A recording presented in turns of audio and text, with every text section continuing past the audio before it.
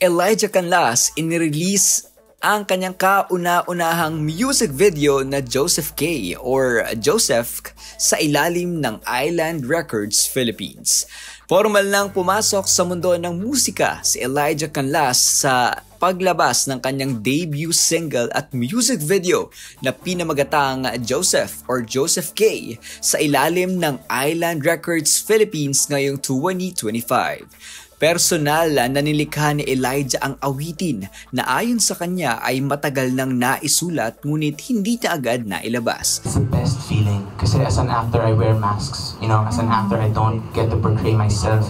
I portray other people and other characters. Dito sa music ko nalalabas lahat ng personal ko. Songs on this album are about what I went through when I was 16.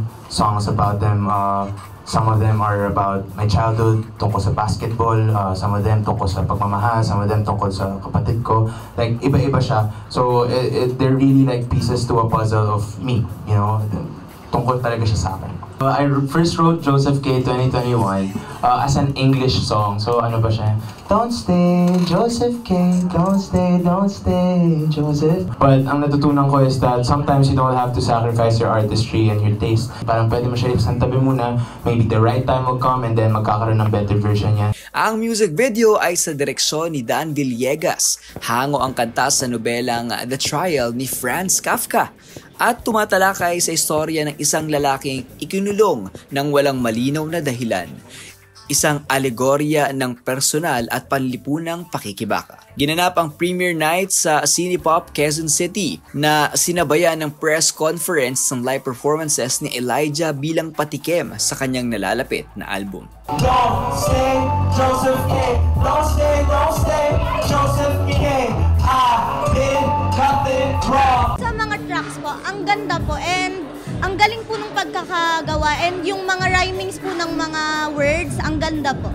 Yeah. Sobrang ganda, worth it abangan yung mga effort na music video niya. Dumali rin sa nasabing event ang ilang miyembro ng cast music video, kabilang na si Miles Ocampo, kasintahan ni Elijah bilang suporta sa kanyang bagong proyekto. Inilarawan ni Elijah ang proyekto bilang isang labor of love at umaasa siyang mararamdaman ito ng mga tagapakinig at manonood. Si Elijah as a deep man, na hindi lang siya basta-bastang artist, and about the video, we didn't expect na it was that deep. Lalo na po yung sa black and white po kasi mahilig po ako sa mga old movies. Kaya medyo, ayun po, sobrang tuwa ko po kanina. And yung reaction po ng mga kasama niya po dun is sobrang galing po talaga. Ang galing ni Elijah, kahit walang line, may nalabas na emotion yung music video. This is me. If you want to get to know more about me, listen to my music. Hindi mo ito makukuha sa pag pinanood mo yung mga pelikula ko, mga TV shows na nagawa ko. Makukuha mo lang, makikilala mo lang ako ng mas malalim kung pakinggan mo yung music ko. And sana maka-concert. Yan, doon papasok yung sinabi ni Miss Tessa. Sana magkaroon ng concert, di ba? Malay mo, Philippine Arena, let's go. Yeah. Hi, Jello. Keep on working on things na alam kong passionate ka, and we can see your future in this industry. Hindi lang sa acting, kundi pati sa singing, rapping, or whatever. So, dito lang kami para sa'yo and lagi ka naming susuportahan. We love you! I'm Elijah Ranger! Ang Joseph or Joseph K ay available na ngayon sa lahat ng major streaming platforms.